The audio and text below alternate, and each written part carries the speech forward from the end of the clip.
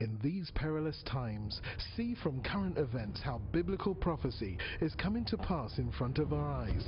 You're watching In the Last Days, the program that looks at Israel and the end times with teaching from a Hebraic perspective. With Martin and Natalie Blackham, thank you to our friends and partners who make this program possible. Now, here's Martin and Natalie. Hi, welcome to the In the Last Days television program with myself, Martin Blackham. Great to have you with us. Natalie is behind the scenes today, but she says hi. Now, on one of the last programs, we had Rabbi Lipman, you may remember, came into the studio and was talking to us about the upcoming Israeli elections, and it's great to have you again in the studio. Rabbi Dov, thank you so much for coming in between your busy schedule to talk to us today. Now, Israel Today wrote, in dramatic turn of events, Israeli Prime Minister Benjamin Netanyahu announced on the 8th of May that the early general elections, tentatively scheduled for September the 4th, were cancelled, and that he'd forged a unity government. Now, when you were on the program last, we were talking about the early elections, and now has everything changed? Or? Everything has changed, and in dramatic fashion. I went to sleep one night and was tossing and turning in bed that night because of the upcoming elections and what are we going to do. I woke up in the morning and I checked my BlackBerry, and I had emails and messages from friends. Did you see the news? My friends in America who were awake, they saw the news as it was happening, and all of a sudden woke up to a whole new reality, and we have a year and a half now until elections. And in the meantime, a lot can happen with this unity government in terms of even a lot of our own agenda, the party that I'm involved with, so we'll see what happens, but everything has changed. Now, the unity government that's being formed, they've combined the Kadima party, I understand, with the Likud party. Is Correct. that right? Is that Correct. what's happened? The Likud party has 27 seats in the Knesset. The Kadima party actually has 28 seats in the Knesset. The Kadima party chose to be in the opposition for the last 3 and some odd years, and now they're joining together with the Likud, and now all of a sudden you have a coalition in a government of 120 seats. You have a coalition of 94 seats, basically no opposition, especially if you subtract the Arab parties who have 11 seats. So now you're down to almost no opposition at all, and a government that can do literally whatever it wants to do. Now, is there some things that we don't know? Is there a reason that they've put a unity government together? Or? The reason is politics. The Kadima party saw that, according to all the polls, they were going to be reduced to below 10 seats in the upcoming elections. So they figured, let's take advantage of the opportunity and keep our jobs and positions in the Knesset and join together with Likud and at least push off the elections for another year and a half to be able to try to rebuild the party. And if the party does succeed in making significant changes, it's very possible that that might happen.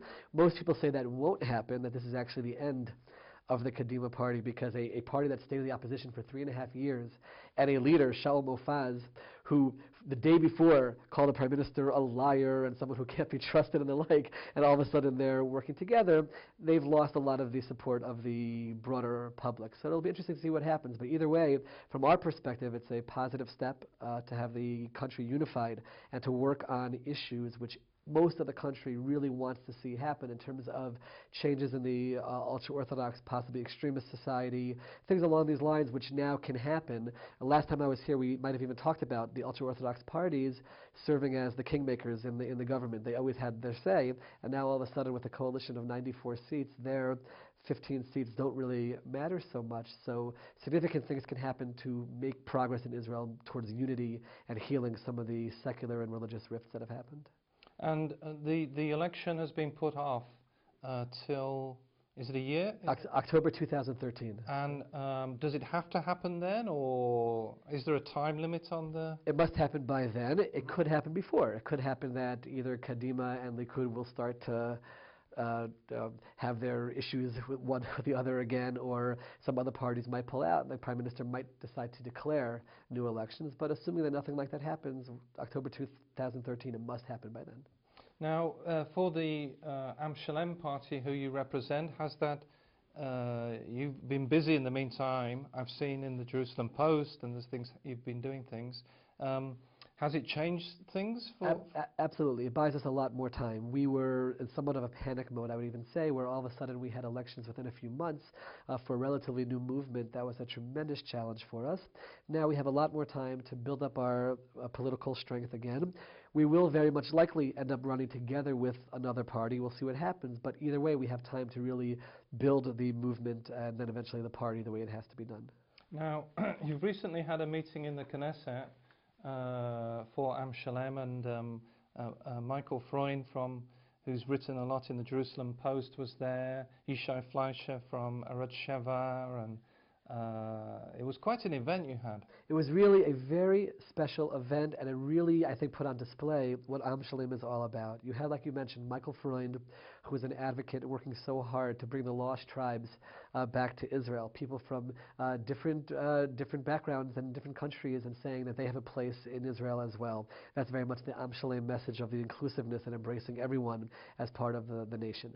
We had Yishai Fleischer, who lives on the Mount of Olives in East Jerusalem, and talked about the miracle of our return to East Jerusalem in 1967, and without getting into all the politics and peace deals and like, just talking about the history that we returned to. And he talked about who's buried on the Mount of Olives, and just showing the 3,000 years of Jewish history. And he said, I don't call this an occupation, I call it a preoccupation with the place that we come from.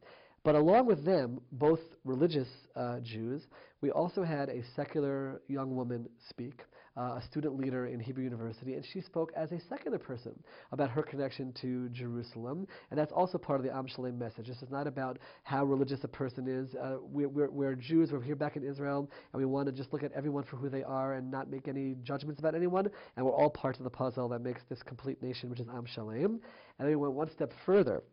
In a country where women's issues have certainly made the headlines this year in terms of discrimination against women or putting women in the back of the buses and things like that, we put a woman front and center, and she gave a Torah class, an intellectual-based Torah class about the significance of Jerusalem for the Jewish people. And that, for a lot of people, was a shock to the system. An ultra-Orthodox rabbi member of Knesset inviting a woman to deliver a Torah lecture to a mixed audience in the Knesset, it really just brought the whole Am Shalem picture to the fore. And one other part was just the English language being spoken. You know, we have tens of thousands, if not well over 100,000 English speakers who have made aliyah to Israel over the last decade, and we don't find events geared towards them, certainly not in the Knesset. So the idea that we opened up a Knesset event in English for those who haven't mastered Hebrew was also part of that Am Shalem message, that everyone plays a role and we have to be there to service everyone.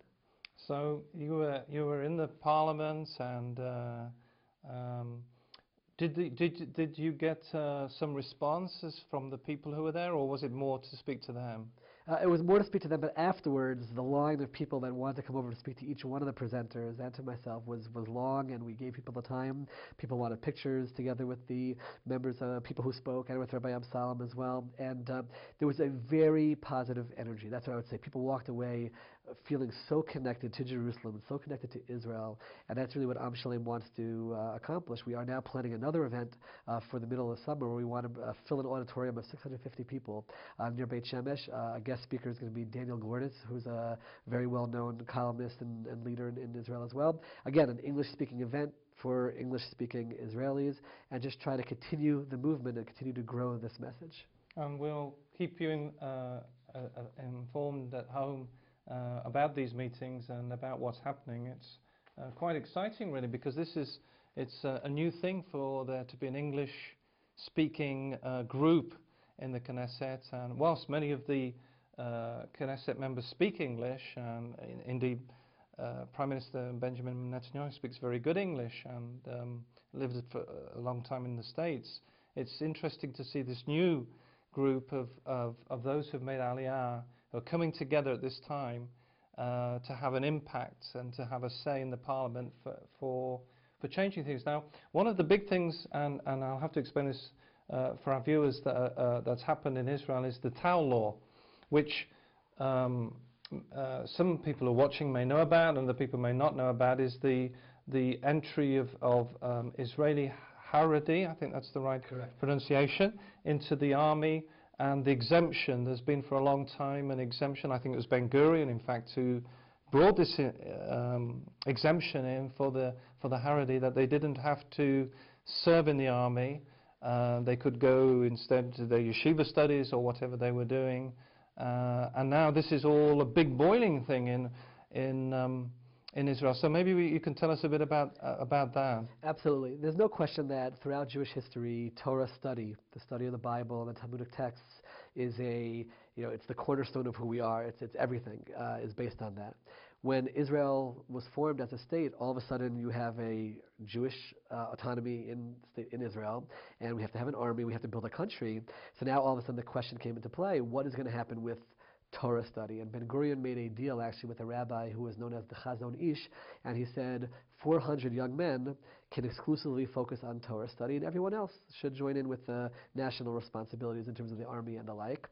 And that agreement was made, and certainly makes sense, and I think that the country embraced it.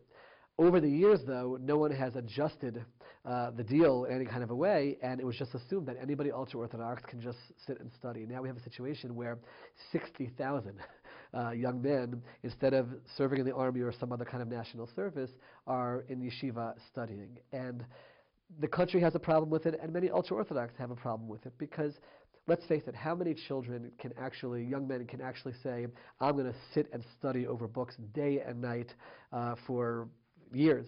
It's a very small number who are really capable of doing that. So the argument is basically, we understand the importance of Torah study. There should be an elite group that's doing that. But for everyone else, let's face it, they're not going to study day and night. They should be serving the country. The Tal law was the justification on the legal side for the exemption for those who are studying Torah.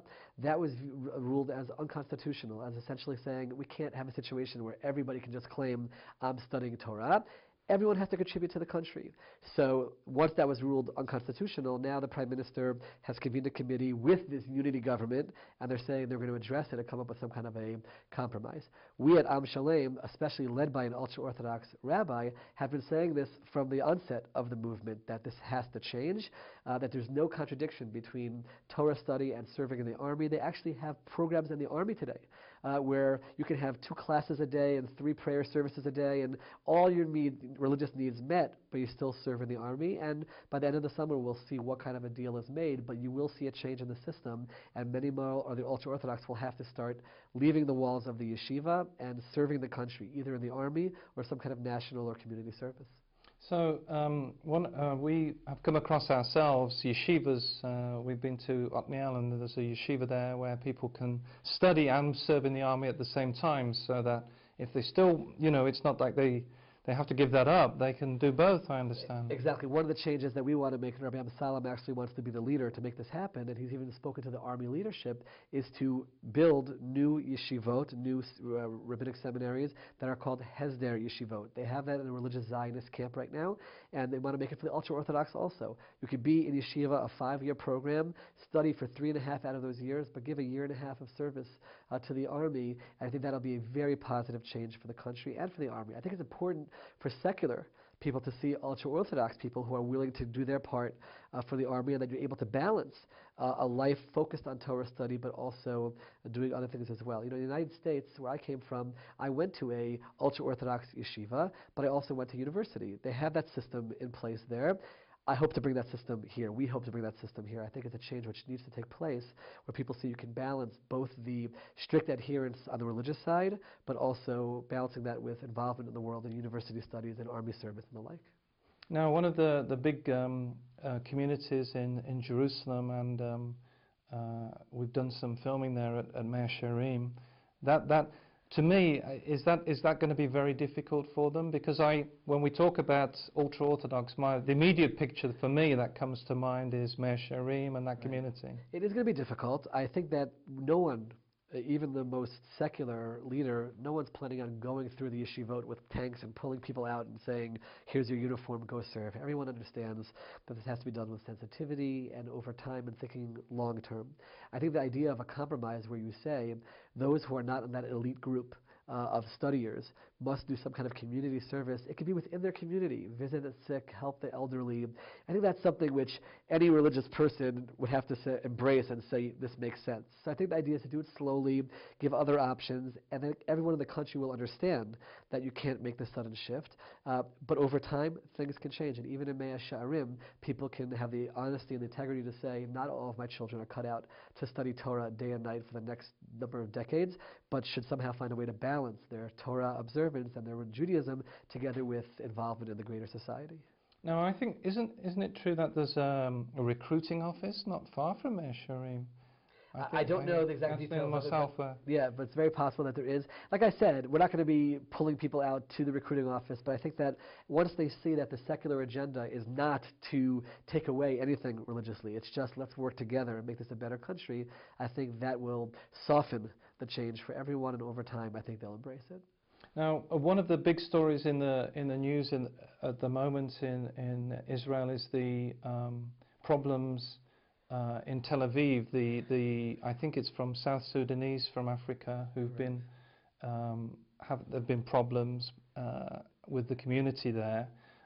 Even I think today I was reading that Chinese immigrants have been trying to come in through the border with Egypt. And it suddenly seems the community, I think mostly this applies to Tel Aviv, is there's difficulties there. What's your take on that? First of all, it's a tremendous challenge. On the one hand, as people who are religious in nature or have Jewish values, the Judeo-Christian ethic, the idea of just sending people away who are looking for refuge is not one that we believe in. We certainly, as a people, have experienced that, and we don't want to be guilty of doing that towards others. On the other hand, if people do come into the country illegally and they're not really obtaining work and not really contributing to the country, anybody, it's not necessarily these refugees, who's just sitting around doing nothing, it's going to lead to crime and to problems. So I do think we have to address it. I think we have to sort through who is here legally, who is here illegally, and those who are here illegally, again, like I said, not just simply deport them, but find a solution, find a way. We'll pay other countries to help absorb them and find a way for them to be productive in those countries.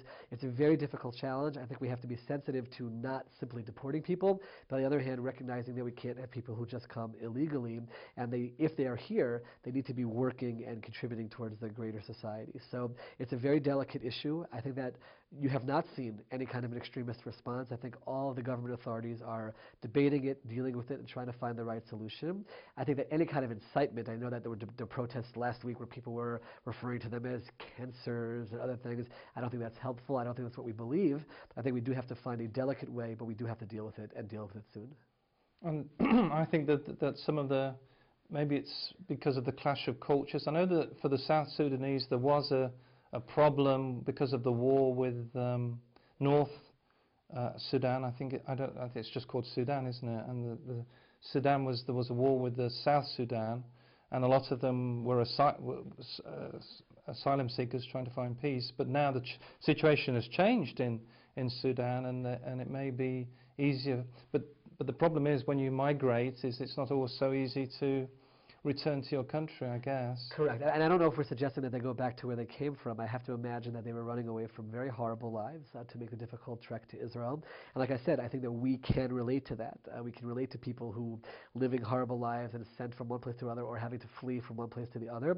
But the idea has to be to find some kind of a format for them to find some life somewhere where they can be productive members of society and not simply here as refugees who have come in illegally. I think that Israel does a tremendous job in terms of opening its borders and trying to help people who need help, and we're there for that. I do also think that there's a certain guilt that we feel in terms of knowing that people are suffering elsewhere. What are we doing for them? We should be the leaders in places like Darfur and the like and trying to help. And I think we do. I think that Israel has been a light unto the nations in terms of helping people in need and refugees and sending our doctors in places and the like. I think we do try our best, and that's what we're struggling with this issue. I don't think anybody wants to send them back to where they came from. I think the idea is trying to find a place where they can live and be productive and not simply be here illegally and not being productive at any level, which, like I said, leads to all the negativity.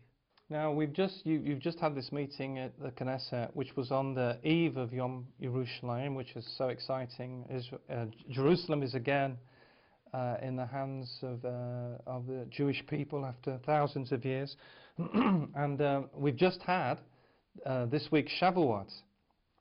And, there's the maybe you can tell us a little about Shavuot and. Absolutely. Shavuot at its core is actually an agricultural holiday. It was the festival of the harvest.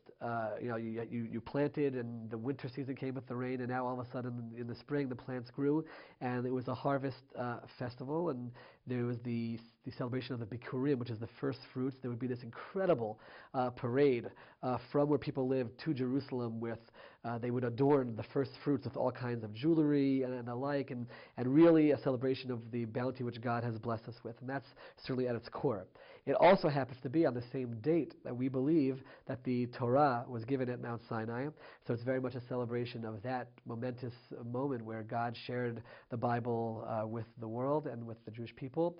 And so we sort of combine both. On the one hand, we do celebrate the fruits. On the other hand, it's an amazing holiday where we stay up all night. I don't know if people are aware of this. Yeah. It's really incredible. I stayed up all night together with my 15-year-old son. Okay, that you can understand. My 12-year-old daughter insisted on staying up, and my 10-year-old daughter insisted on staying up all night. And you stay up all night and you study, and there's really a tremendous feeling. You go through the night, and then all of a sudden daybreak comes, and you see the sun coming up, and there's prayers in the morning, and then you collapse for about 7-8 hours in bed until you have the midday meal. But it's really incredible. There's this idea of the Torah, of the Bible being alive. And I was mentioning before we went on air about, for me, my family was in Auschwitz. They were brought to Auschwitz on this date, the holiday of Shavuot. That's when the train pulled into Auschwitz from Hungary 68 years ago. And to think that my great-grandfather, who was a great Torah scholar, who was killed that night, the first night of Shavuot, that on the night of Shavuot, 68 years later, I'm sitting and studying with my children, his great-great-grandchildren. There could be no greater celebration about the rejuvenation of the Jewish people. So you're very much correct. The process of Yom Yerushalayim, our return after 2,000 years, to Jerusalem, to the place which was built 3,000 years ago as our capital, together with the rejuvenation of Torah study throughout Israel, is really remarkable. And I should emphasize, even secular Jews on that night have Torah study groups throughout the country. This is not an issue of a religious holiday. It's really all the Jewish people coming together and saying, this is the Bible is our source of everything, and we're going to focus on studying it on the date where God gave it to us. So it's a very, very happy time. And one of the books you read is the Book of Ruth. Is that right? Correct. We actually read the Book of Ruth on Shavuot. There's a lot of discussion as to why. Some people say, you know what? Ruth was a convert, certainly the most famous convert to Judaism. When we were standing at Sinai, all of us were converts to Judaism. So some people talk about it from that perspective, of view yourself as someone who was a convert and decided to embrace the Torah and Judaism. Others say that Ruth was the great-grandmother of King David, and King David, according to our tradition, passed away on Shavuot. So we talk about, this is a day to celebrate King David. And again, Jerusalem is very much connected to that. He's the one who moved as the king to Jerusalem and named it as the capital. But it's certainly a time where there's a lot of introspection about the whole issue of conversions, about are we doing enough to embrace those people who want to become part of the Jewish people? What was her process? How many offices in Jerusalem did she have to visit in order to convert to Judaism? As far as we know, none. All she said was, your people are my people and I want to be part of it. So there's a lot of discussion about what should the criteria be for someone who wants to convert to Judaism. That's actually an issue which Rabbi Amsalem, the head of our movement, this is his flagship issue, the issue of conversion and trying to find a way to be more embracing to those who want to convert to Judaism. And I really believe that we can make a big impact on the country in terms of that. There are 300,000 Russian immigrants to Israel who are not Jewish, according to the Jewish law. They were persecuted in Russia because they were viewed as Jews in Russia. They're not viewed as Jews here, and we have to solve that. We have to find a way. They want to be part of the Jewish people. They live here in Israel. They're serving in the army. They're sacrificing their lives for everyone in Israel, and we have to find a way to solve the problem for them within Jewish law. But there is a lot of room for leniency, and that's one of our main issues, and we're going to make that change. And what people might not know is that a lot of them are in the army, and there are conversions in the army, but not everybody's happy with that. Correct. There is an army conversion process. Listen, these are people who are not going to be ultra-Orthodox Jews, we know that, but they do embrace basic ideals of Judaism. There was a lot of controversy over the army conversion program. In the end, they are being accepted, which is very, very important. It was a very important step for the Jewish people and for Israel. These are people, like I said, what greater commitment to Judaism can there be than saying, I'm willing to put my life on the line for the Jewish people and the Jewish state. And that's what we're arguing. We're saying whatever criteria existed in the past in Poland or in Germany or in Russia or wherever else we were is not the same criteria we should be demanding in the state of Israel, and there's room within the classic text to demonstrate that this is the case. And just as we're coming to the end of the program, have you got a final word about Am Shalem and what you're going to be doing? Sure. I think that all those who are watching should definitely pay attention. You can go on Facebook. We're very media savvy, so the Facebook page is called Anglos for Am Shalem. Just click like, and you can follow every day. There are updates about what we're doing and this idea of unifying the Jewish people together. We're also at amshalem.org. We post regularly on the Jerusalem Post. I have a blog daily on the timesofisrael.com. And I think it's important for people around the world, whether they're Jewish or not Jewish, to be aware of this incredible movement of unifying the Jewish people, but unifying everyone who wants to serve God within the state of Israel. And I think that'll have impact on religion around the world. I really do believe that if we as Jews unify together and begin respecting one another, I think that will spread beyond the Jewish people to other religions and faiths as well. And I think that's ultimately what's expected of us. So hopefully this can be a movement which is an example to all religions about how, you know what, within our religions, and I know that within Christianity as well, there are differences of opinion and the like, but let's unify about what we agree about. There are certain core values. That's what Am Shalem is all about. And people can follow us on Anglos for Am Shalem and amshalem.org. And you've got new people. There was the lady at the meeting you mentioned at the Knesset who is a student leader. Correct. Is she being involved in Am Shalem? Absolutely. We have, it's an amazing phenomenon of secular people throughout the country, especially university students like revolutions. I think they like new things and getting involved. So we find in every campus we're developing Am Shalem student groups, and they're getting involved, whether they're religious or not religious. And Tal Baron is certainly one of them, a young woman who said she grew up almost in an atheist family. Her family was almost atheistic in terms of their approach to God. And on her own, she's secular, she said, but she embraces her Judaism and the idea of God and Jerusalem, and she's definitely getting involved. And yeah, the movement is definitely growing. We have an activist Facebook group as people want to get more involved, and we're beginning to do activities throughout the country and just spreading the word. Well, it's been great to have you with us. So good to be back. Thank you so much for watching today. Don't forget you can contact us at info@inthelastdays.com, and remember, we're living in the last days. You've been watching In the Last Days, a TV program with Martin and Natalie Blackham, the program that looks at Israel and the end times with teaching from a Hebraic perspective. If you would like to financially support the program or find out about conferences, meetings or ministry products, then please contact us with the details on your screen. Visit our easy-to-use website at www.inthelastdays.com and register for our free e-newsletter. Get the latest news from Israel, product information, online video teaching, or watch today's TV program at a time that's convenient to you. Thank you again, friends and partners, for making this program possible. Since we made the program, Rabbi Dov Lipman has resigned from the Am Shalem party of Rabbi Chaim Am Salem. He is looking at other options, and we will keep you advised of developments. See you again, same time, same station for In the Last Days.